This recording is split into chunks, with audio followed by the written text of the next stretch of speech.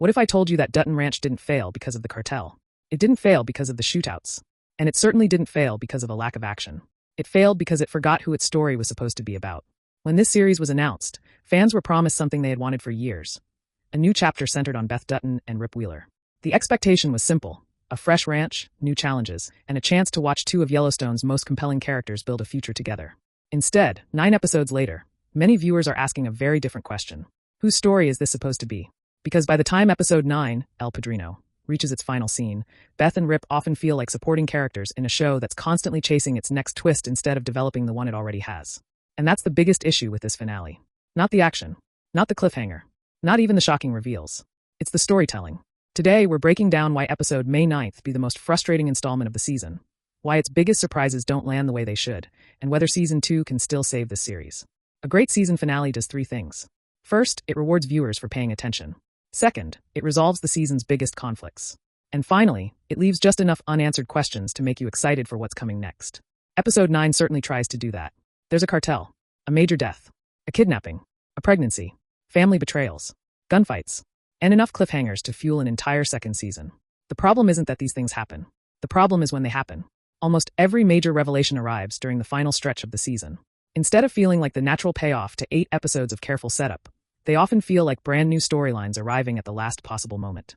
It's less of a finale, and more of a trailer for season 2. Let's talk about the biggest disappointment. Beth and Rip. From the beginning, they were marketed as the heart of Dutton Ranch, the emotional center, the reason longtime Yellowstone fans tuned in. But somewhere along the way, that focus disappeared. Instead of watching Beth and Rip shape the narrative, we spend large portions of the season following side characters whose stories often feel disconnected from theirs.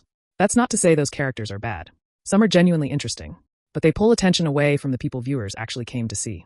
Even in the finale, when Beth and Rip should be driving every major decision, they often spend their time reacting to events instead of causing them. Beth searches desperately for Carter. Rip responds to escalating violence. Meanwhile, entirely new villains and conflicts take center stage. For a series sold as Beth and Rip's next chapter, that's a surprising creative choice. Now let's talk about the biggest reveal of the finale. The cartel. On paper, it's a fascinating idea. A respected ranch secretly serving as the backbone of a massive fentanyl trafficking operation? That's compelling television. The problem is that the reveal arrives far too late. For 8 episodes, Dutton Ranch behaves like a modern Western family drama.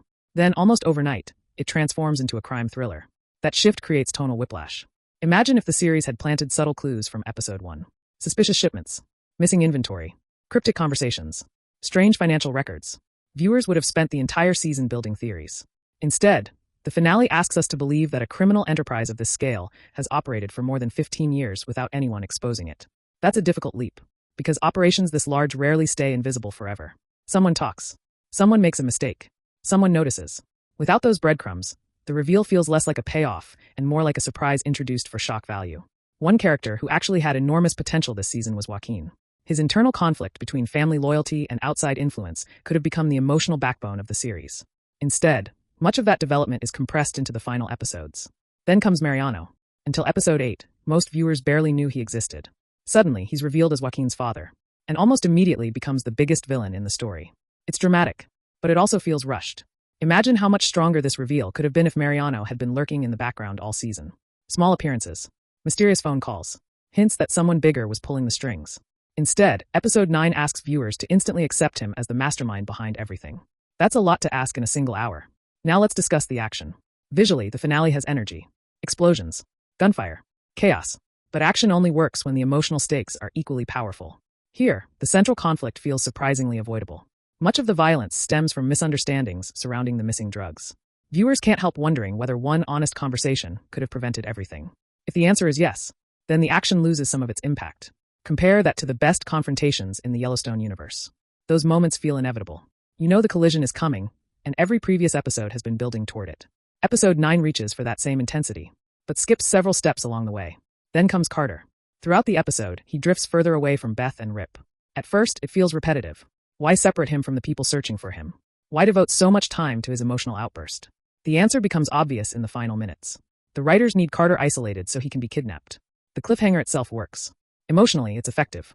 Beth and Rip's panic feels genuine, but the path leading there feels engineered. Instead of events naturally unfolding, the story seems determined to place Carter exactly where the finale needs him to be. There's an important difference. Organic storytelling creates consequences. Manufactured storytelling creates convenience. Unfortunately, this often feels like the latter. Despite all these criticisms, Dutton Ranch isn't beyond saving. The cast remains excellent. Beth and Rip are still fascinating characters. The setting is beautiful, and the show clearly isn't afraid to take risks. What it desperately needs now is focus. Season 2 doesn't need more villains. It doesn't need bigger explosions. It doesn't need more cliffhangers. It needs one clear story, one central conflict, one emotional journey that gives every twist the time it needs to matter. If the writers can slow down and trust their characters instead of constantly chasing the next shocking moment, this series could still become the spin-off fans hoped for. In the end, episode 9 isn't a terrible finale. It's an overloaded one. It packs so many ideas into a single episode that none of them get the breathing room they deserve. The result is a finale that's entertaining in the moment, but surprisingly unsatisfying once the credits roll. The biggest question now isn't what happens to Carter, or whether Beth and Rip will get revenge. The biggest question is whether Dutton Ranch can finally find the identity it's been searching for since episode 1. But now I want to hear from you. Did you enjoy the season 1 finale, or do you think it tried to do too much at once? Do you still have faith in season 2, or has the show already lost its way? Drop your thoughts and theories in the comments below. If you enjoyed this review, don't forget to like the video, subscribe to the channel, and turn on notifications for more Dutton Ranch, Yellowstone universe, and TV series breakdowns. Thanks for watching, and I'll see you in the next one.